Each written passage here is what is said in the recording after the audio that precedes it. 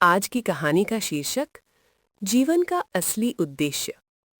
शहर की भागदौड़ में डूबा हुआ आरव बाहर से सफल दिखता था। अच्छी नौकरी, ऊंची सैलरी, बड़ा फ्लैट, महंगी कार। लोग कहते थे, किस्मत वाला है आरव, सब कुछ तो है इसके पास। लेकिन रात के सन्नाटे में जब शहर की आवाजें थम जाती, तब आरव के भीतर एक अजीब सी खालीपन की आवाज गूंजती। वो अक्सर खुद से पूछता, अगर यही जीवन है तो फिर मन इतना खाली क्यों है। एक दिन ऑफिस में उसकी पदोन्नति हुई। सबने तालियां बजाई। बॉस ने कहा, यू डिजर्व इट आरव।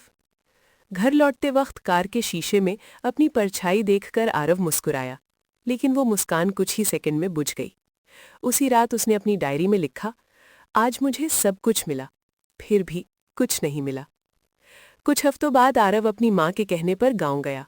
वही पुराना गांव जहां बचपन बीता था। वही कच्ची सड़कें, वही नीम का पेड़, वही मिट्टी की खुशबू। शाम को वो नदी किनारे बैठा था, तभी उसने एक बूढ़े साधु को देखा। सफेद कपड़े, शांत चेहरा, आंखों में गहराई। साधु ने खुद ही पूछा, बेटा, बहुत कुछ पा लिया लगता है, फिर भी थका हुआ क्यों है? आरव चौंक गया। आपको कैसे पता? साधु मुस्कुराए। जिसके पास सब कुछ होता है वही सबसे ज्यादा थका होता है। आरव ने पहली बार किसी अजनबी के सामने अपना मन खोल दिया। मैं सफल हूं, लेकिन खुश नहीं। क्या यही जीवन है? साधु ने नदी की ओर इशारा किया। देखो इस नदी को, ये रुकती नहीं, बहती है। जीवन भी बहने के लिए है, जमा करने के लिए नहीं। आरव ने पूछा, तो फिर जीवन का उद्देश्य क्या है? साधु ने जमीन से एक पत्थर उठाया। अगर इस पत्थर को तुम तिजोरी में रख दो तो बेकार है, लेकिन अगर इसी से कोई पुल बन जाए तो हजारों लोग पार हो जाएंगे। साधु बोले, जीवन का उद्देश्य क्या पाना है ये नहीं, बल्कि किसके काम आना है, यही असली प्रश्न है।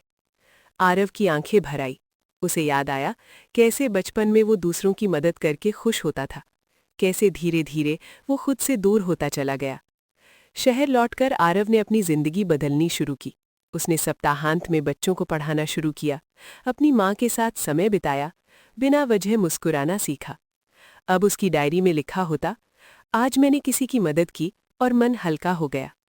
एक दिन वही साधु फिर मिले। आरव ने कहा, अब समझ आया, जीवन का उद्देश्य सिर्फ ऊपर चढ़ना नहीं, बल्कि साथ लेकर चलना है। साधु ने सिर हिलाया। जब मन शांत हो जाए, समझ लो तुम अपने उद्देश्य के करीब हो। जीवन का असली उद्देश्य सिर्फ धन नहीं, सिर्फ पद नहीं, सिर्फ सफलता नहीं, बल्कि अर्थ देना, प्रेम देना और किसी के जीवन में रोशनी बनना।